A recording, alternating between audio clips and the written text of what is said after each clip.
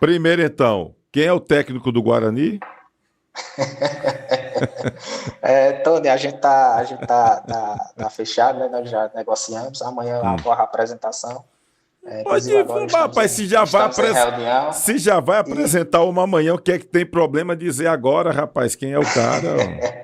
e assim, tanto é verdade que nós acreditamos no grupo, Hum, a gente acredita no trabalho, e a gente acredita na nossa classificação, que nós estamos trazendo aí o Marcelan, né? Que é um ídolo de Juazeiro do Norte, que na minha visão é um grande treinador, é hum, um cara que eu particularmente confio hum. e acho que tem tudo para fazer um excelente jogo na próxima rodada e trazer a classificação.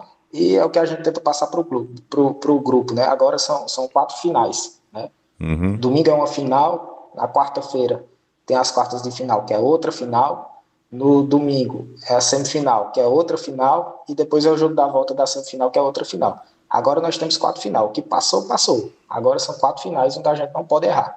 O que passou